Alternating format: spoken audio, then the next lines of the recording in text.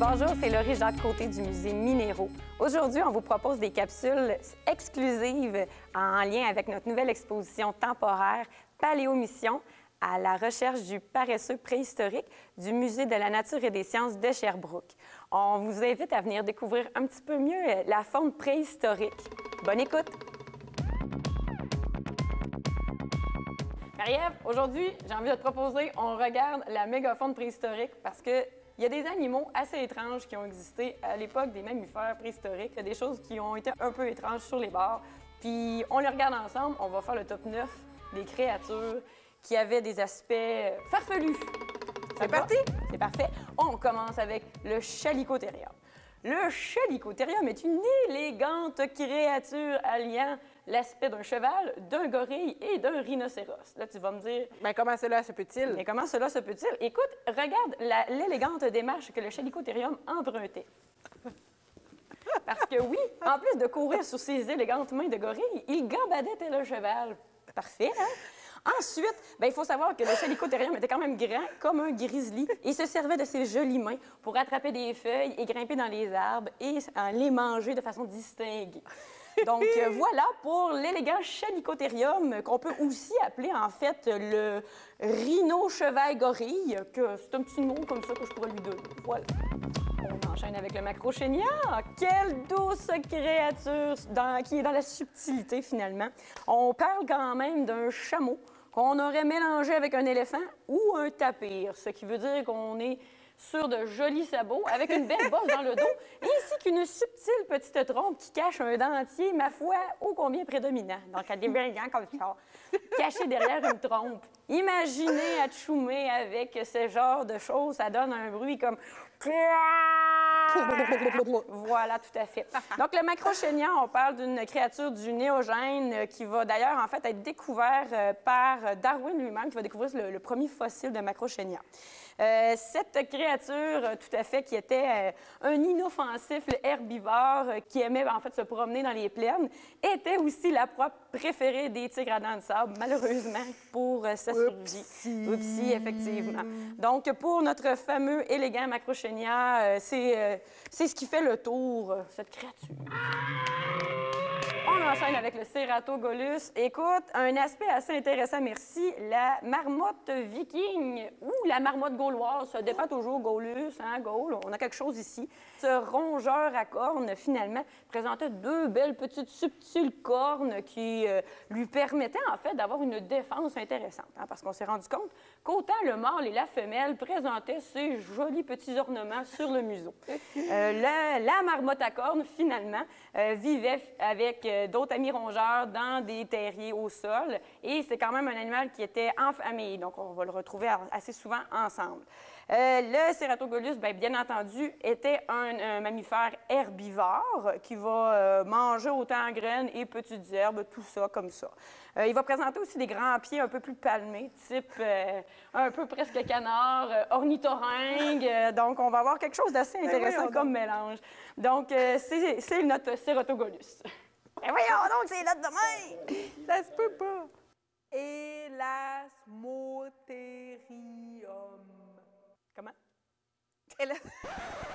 Elasmotherium. L'Elasmotherium. Oui!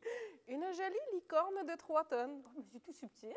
C'est gracieux comme créature. Un mélange entre un rhinocéros et une licorne poilue avec une bosse sur le dos, tel un dromadaire. Oh, wow!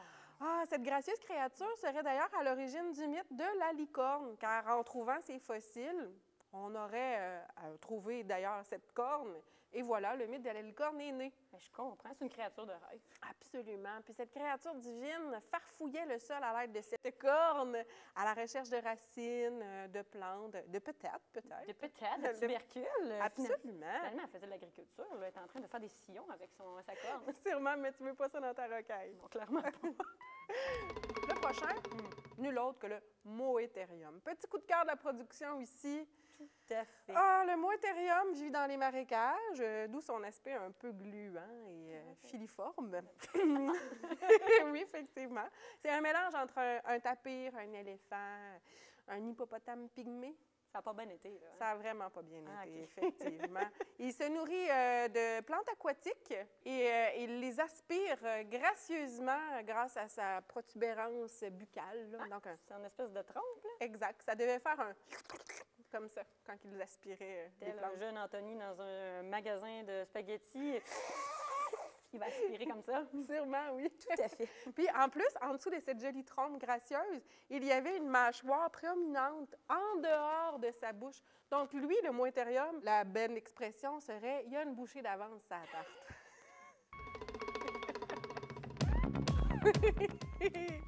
Alors, le Craniocéros, cette Bambi heavy metal. Oh, boy! Ah ouais, avait 2 jolies cornes sur le dessus de la tête. D'ailleurs, on la regarde et on se dit, oh, elle doit être l'ancêtre justement des chevreuils. Mais non, c'est plutôt l'ancêtre des girafes. Ouais. Pourquoi, je ne le sais pas. D'accord. Ces 2 cornes sur la tête servaient probablement pour la défense, puisqu'on a retrouvé des traces de combat. Et de... Oui, ça n'a pas bien été, ça a fait mal les cornes. On se servait de ça pour se défendre. Donc, bravo pour le Craniocéros, la Bambi heavy metal. Oui, on peut regarder un petit peu aussi là, au niveau du maquillage, au niveau des yeux, des petits yeux charbonneux. Cute. On ajoute au mystère de la corde. Oh. Je voulais mettre son maquillage parce que c'est vrai qu'elle a les yeux charbonneux. On dirait un dit.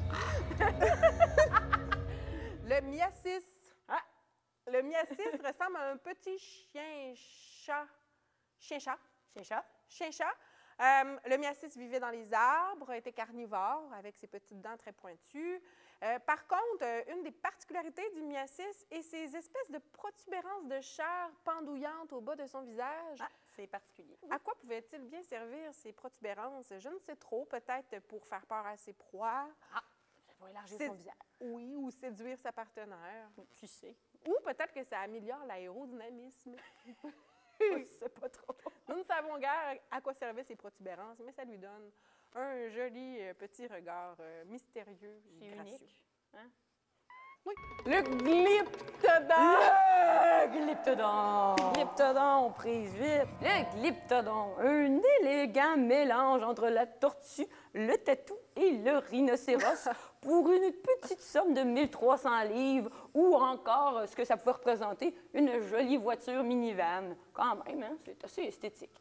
Ce petit mélange tout doux, écailleux et très épais, en fait, était un ennemi redoutable pour tous les fauves de la préhistoire, mais avait un point faible. Sais-tu lequel? Bien, comme toute bonne tortue, si elle tombe sur le dos, ça devait être assez difficile de se relever.